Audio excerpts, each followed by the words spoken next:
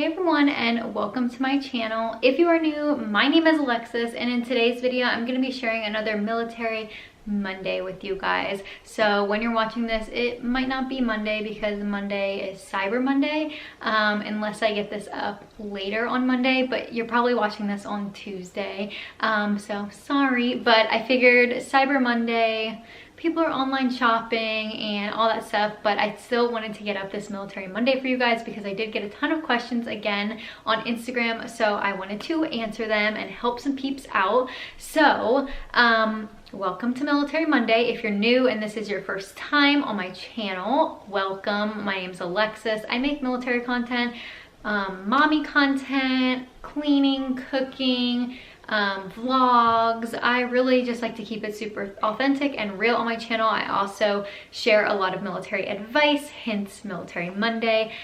We just moved into a new house. My husband is a recruiter now, currently for 3 years in New Jersey, and so my setup here isn't my favorite. I don't like the shadows. I don't really love it, but for now, this is what I'm working with, and we will find a better setup soon. But for now, this is where my Military Mondays will be held.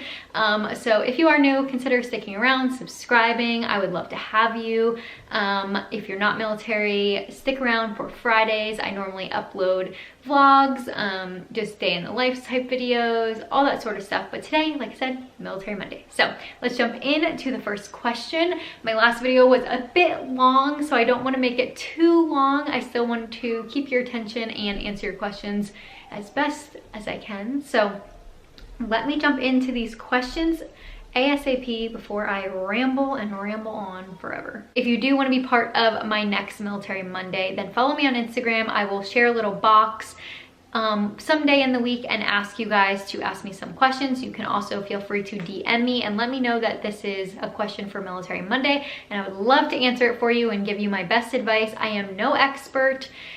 Disclaimer, I'm no expert. I am just a military wife trying to share some knowledge with you guys, because I know when I was new in the military, I didn't know stuff and I still don't know stuff. So I really want to share my knowledge and my experience with anyone that wants to listen. So first question is, for a young military couple, would you consider living on or off the base?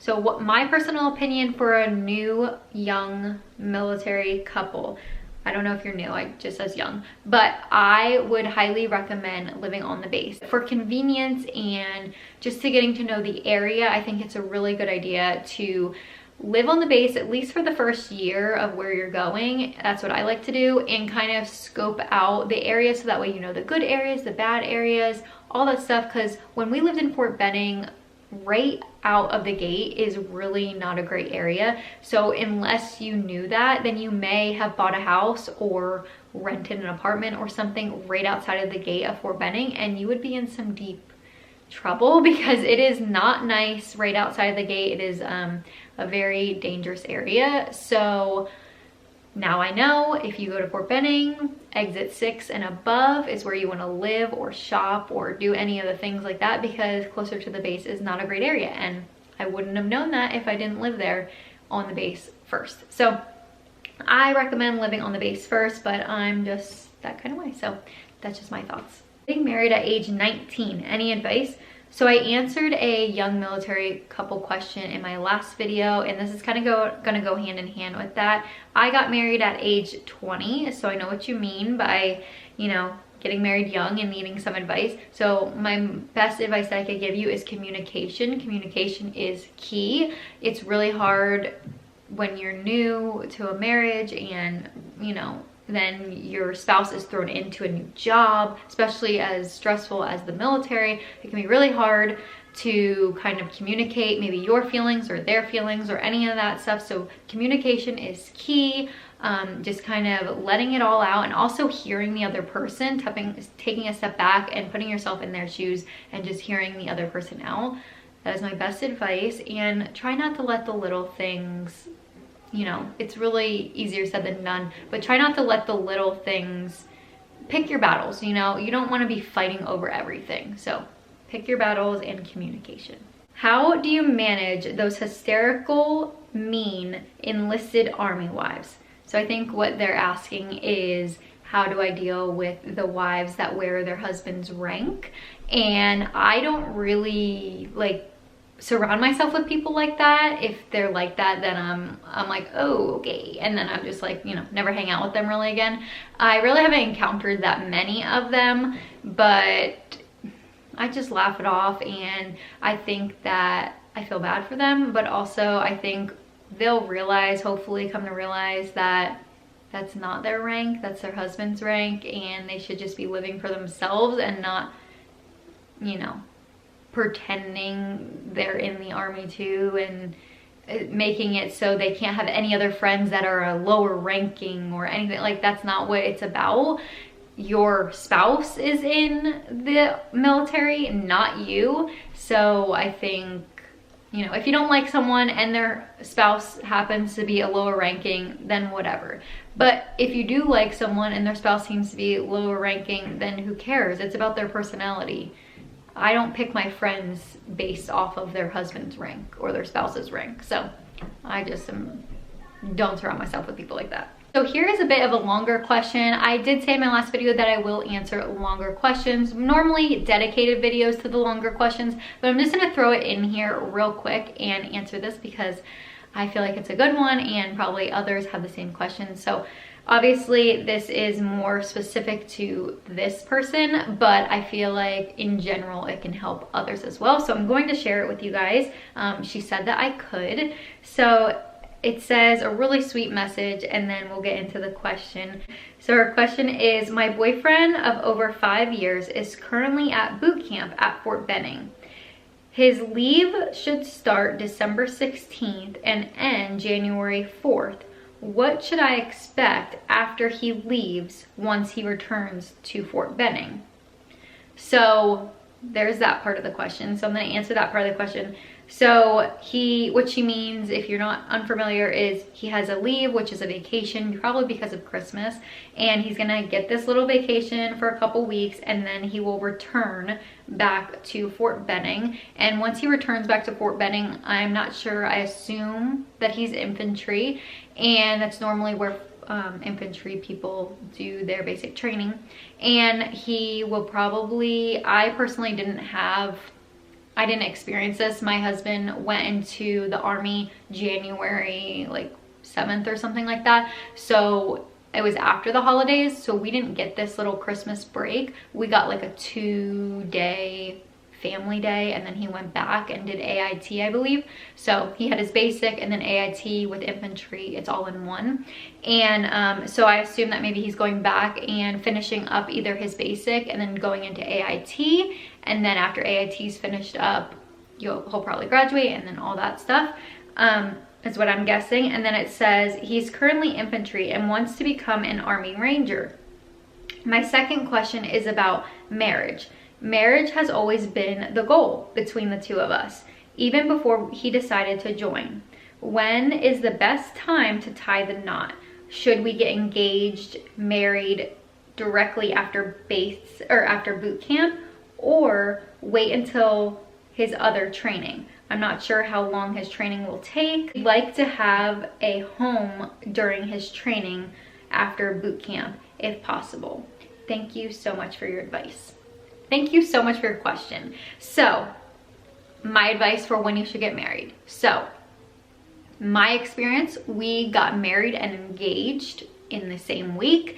My husband graduated basic training, and we got married, or got engaged and got married, and then we went to his first duty station. So I recommend, I don't know your situation, you want to get married, that's what you want to do. So definitely when he gets done with his basic training, get married or get engaged, or whatever you want to do, and get married right after that. I highly recommend doing that before you go to your next duty station. That way he's not at his next duty station, and then it's kind of it's going to be hard for him to get to go home and then get married, or you go there. It's going to be hectic, especially with COVID right now. It's going to be very hectic getting to see them again after they go to their first duty station, because they're training and they're learning and they're doing all these new things, and they're not going to get a lot of vacation time, especially right after the holidays.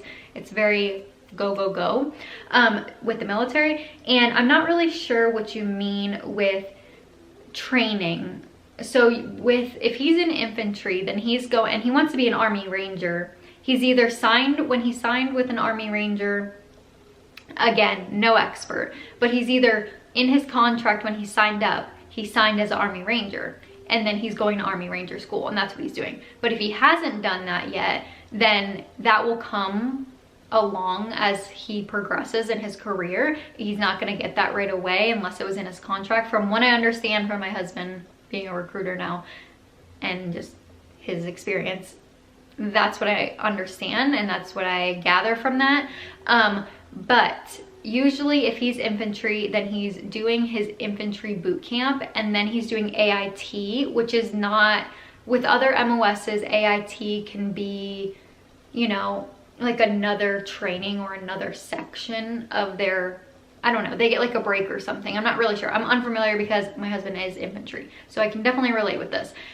So he'll go to basic, and then he'll have like a 2, maybe, I'm not sure. Normally, for my experience, my husband had a 2, like a family day, a weekend, and then he started AIT and finished out AIT. It was like 3 months or something. So he did like the 4 months, and then he did 3 months of AIT, and then he got his like turning blue ceremony, and then he graduated basic, and then he came home, we got engaged, married, and moved to our new duty station. So that's what we did. So I recommend definitely getting married before he goes to his next duty station. As far as having a home when he's training, I don't see, you can't be there while he's going to AIT. They won't allow you to live there. I know with other MOSs and other branches, you can live at the place where they're being trained, but again, I don't know much about that. All I know is during his training for AIT, you won't be living there. You could get engaged during his Christmas break and then get married once he is done basic training, or you could get married during his Christmas break, whatever you guys feel fit. But definitely before you go to your next duty station, if you guys have already planned on getting married, definitely do that before you move to the duty station, while he has that like 2-week little break, I think, before he'll have to go to his duty station and check in. But that's my recommendation, and I hope that it helps you. Does your husband miss being in a special unit? So he misses like going to the range and shooting. He's literally only been a recruiter for probably 2 weeks, I think, or 3 weeks, I don't even know, maybe a month, I'm not really sure, but actually doing the recruiting job probably for like 2 weeks. And he definitely does miss his, you know, regular speed, but it is like a little vacation kind of, him doing this recruiting thing, because I get to see him every night, we have dinners together every night, and it's nice. He can focus on himself. He's actually gonna get to go to college, so it's really nice for him. But yes, he does miss like going to the range and shooting, and his guys, obviously. Any tips on how to move as smoothly as possible with a toddler? So we did just do a military move, and we actually did it on our own. It's called a Diddy move, and you could always have the military move you, and that's really nice because then all of your stuff is just done and packed for you, and you can pack a good amount of stuff like toys and everything with your toddler. But definitely have some extra hands, maybe at your current duty station. Maybe you have some friends that can help with your kid, or that you have family that can come in town. A tip: do not cancel your Wi-Fi until like the day after you're leaving, because something could happen and you could accidentally have to stay there another night at your old house or something like that, because I almost canceled our Wi-Fi 2 days before we were moving, and that would have been a nightmare because the kids needed to be distracted while me and my mom were packing up the house. So don't cancel your Wi-Fi too early. What made you want to live on base housing versus buying a house using your VA loan? So I don't know a lot about the VA loan. My friends do, and they have helped me a ton, letting me know that it's super easy and not hard to use at all. But as far as living on the base, we probably could have bought a house in Georgia and it would have been great, and we could have rented it out and everything like that. But we were just worried and all that stuff about, you know, finding renters, even though I think we'd be able to find them so easily. I think it depends on the location and everything. And I don't know. I just don't know a lot about buying a house or selling a house. So it made me nervous. But I think if we move somewhere after this duty station, somewhere that is very, cost of living is not too expensive, and there's probably a good chance that we'd be able to find renters there, then I think that we would definitely buy a house with the VA loan. I hear amazing things. It's super easy, super smooth, everything like that. But we just always like to live on the base or rent for the time being until we definitely wouldn't buy a house in New Jersey. It's just the taxes are way too high for me. But in Georgia or Colorado, maybe. We almost thought about buying a house in Colorado, but we didn't. We lived in a house in Colorado and we really liked it, but we were a new married couple with a baby and we just didn't think it was the right time for us. But I think at our next duty station, if we were to go back to Georgia, we could potentially probably buy a house, and I would love that because I like Georgia and cost of living is very good and all that stuff. But that's just my reasoning. But I really like I said earlier, when you get to a new duty station, I like living on the base at first and kind of feeling out the area and getting to know things before I purchase a home, maybe in an area that's not so great. What is the PCS process like? More specifically, how did/do you find a place to live before getting to your next duty station? So now that I have the two experiences, I feel like I have some advice. So for when you're going to your first or next duty station, say that it's a military base or near a military base. I'm just going to use Fort Benning as an example because I just lived there and moved from there. Fort Benning's base house living is called the Villages. So I would just type in like Fort Benning base housing and on Google, and then it would come up and it would tell me it's called the Villages. So I would go on the Facebook page, look up the Villages, look up the houses in the Villages, like what they look like on the base. I would look up the rank like my husband is at, and how much it's gonna be. And then also on the side, I would have my husband, or I could look up cost of living as far as how much he's going to make extra or deducted from his paycheck, because when you move to a new duty station, your BAH, basic housing allowance, goes up depending on the cost of living or goes down. So in Georgia, the cost of living is very low, so you have to kind of figure out what their BAH is going to be. And normally if you're moving on to a military base, they know what your BAH is going to be, and you can see if it's going to take full BAH, half BAH, whatever, a little bit of your BAH, not sure, and if electric and all that stuff is included. And then say that I'm just basing this off of living on the base. So say that you did want to live on the base at Fort Benning, you would call them up and say, hey, I'm really interested in getting into Davis Hill, which is where we lived. Davis Hill on Fort Benning, and then they would ask you for paperwork and all that stuff, and then they'd put you on the list and find out when you were coming. And some places have a long waiting list, some places don't. So as soon as you find a duty station that you're going to, or find out where you're going, and you do plan on living on the base, then definitely call ASAP, because the waiting list can be a little long. We didn't have a long waiting list, or there wasn't a long wait when we moved there, thank God, but there can be. So especially with COVID and everything, highly recommend doing that as soon as you find out. And then as far as living off the base, you can find out the area where you're living and then kind of look around for houses to rent or homes to rent or anything like that.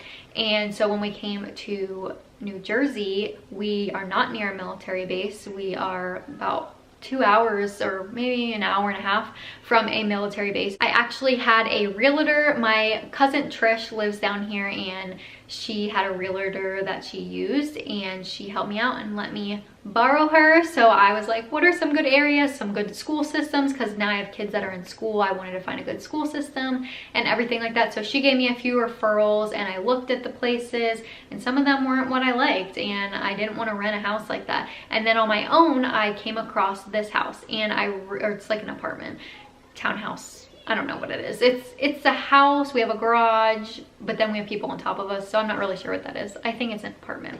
But yeah, so I just did my research and I love this, and so I called up the people. They gave me a virtual tour. I looked the floor plan and all that stuff. So that's what I did, and then kind of just weighed my options with our new BAH, what it was gonna be, and if we were gonna be able to afford it, I wrote out all of our expenses, our, you know, electricity, our gas, you know, water, our phone bill, everything, and our rent for the house, and to see if we can afford it and everything like that. So that's what I did. I know that was a really long-winded, but definitely scope out the area. And if it's an area not near a military base, or even if it is, you can find a realtor and they can really help you out because they live there and they know the area, and they can tell you what's a good school system and all that stuff. Also, Zillow is great. And then if you want to live on the military base, you can join those Facebook pages and they give you all the tea on those Facebook pages. That is going to be it for this video. I hope you did enjoy. I hope I answered some of your questions and gave you some really good insight on my experience as a military wife. But don't forget to submit some more questions to me on Instagram and follow me as well. I like to share my daily life on there and keep you guys updated on, you know, the regular. So definitely subscribe if you like what you see, and I will talk to you guys next time. Bye guys. We are young, we are free.